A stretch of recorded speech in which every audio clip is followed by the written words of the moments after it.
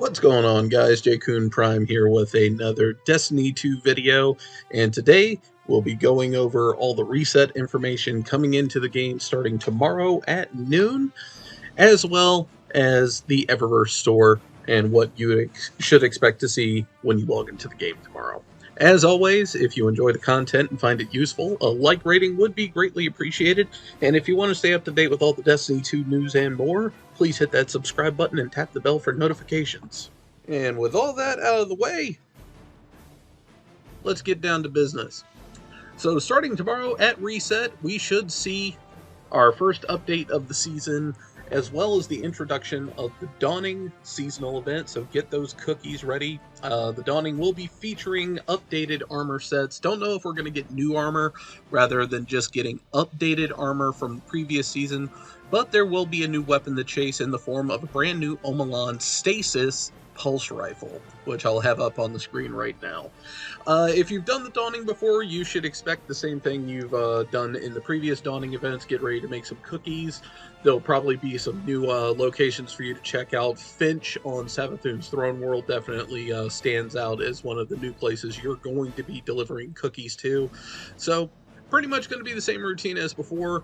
I always use the Dawning as the chance to basically re-up all the resources I've been spending over the past year, because delivering cookies is a good way to kind of rack up the planetary mats, although those aren't going to be in the game for much longer either.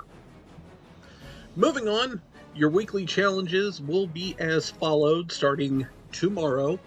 Unfortunately, we do not have the fully updated information as far as the seasonal quests will go, though with it being a brand new week, we should expect a continuation of the seasonal story, along with 2 upgrades to add to the Seraph suit for your seasonal progress, but the ones that we do have a hold of are as follows. Fire in the Void, defeat combatants with void or solar damage in Heist Battlegrounds. Lost in a Legend, complete a Lost Sector on Legend or higher. Mid-range calibration, calibrate mid-range weapons, hand cannons, glaives, auto rifles, fusion rifles, and machine guns in the Cosmodrome. Bonus progress for rapidly defeating combatants. Bank, kill, repeat.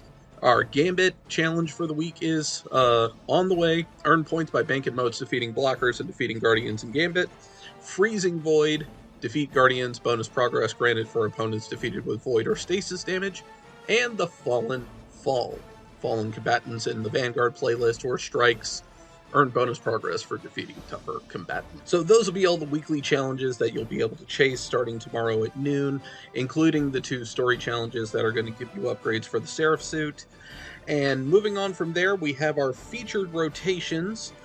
Featured Nightfall for the week will be the Scarlet Keep. However, the weapon is unknown at this point, with it being the start of a new season. We generally need time to see a full rotation before we can accurately predict what weapons you're going to be getting with each Nightfall each week. Your featured Crucible playlist will be Mayhem, so go crazy with those supers and grenades and have yourself a ball. You can also enjoy bonus Gambit ranks this week over in Gambit.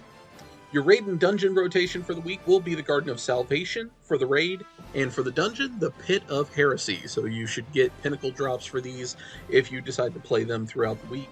And then, of course, the Spire of the Watcher also resets this week, being a completely farmable dungeon. However, your chances at an exotic is 1 per character per week. And we normally cover Lost Sectors as well, but unfortunately, this is falling under the same problem that we're going to have with the Nightfall weapons. Until we see a full rotation, we're not going to be able to accurately predict these, so just give us a little bit on that, and Legendary Lost Sectors will be back in rotation in no time on the videos. Moving on to the Eververse store, what you can get starting tomorrow for Bright Dust or Silver, we'll start off with the Solo Fist Bump emote for 700 Bright Dust, the Snowy Entrance Transmat effect for 450 Bright Dust, the Beneficence, I hope I said that right. This is definitely one of the new Dawning shaders that we're going to get starting tomorrow, and that will be yours for 300 Bright Dust. The Ho Ho Hum emote for 700 Bright Dust. The Snowball Fight exotic emote for 3250 Bright Dust. The Snowshoes emote for 700 Bright Dust.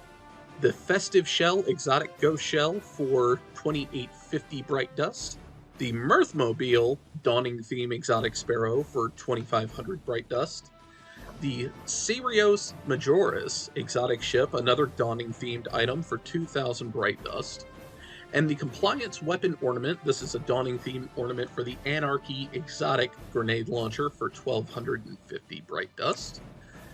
And last but not least, the Sweet Entrance Transmatifact for 450 Bright Dust. That wraps up the video, short and sweet today. Thank you everyone for watching. I appreciate your support. And like I said, a like rating would be appreciated. And hit that subscribe button if you haven't already. And happy grinding. Take care.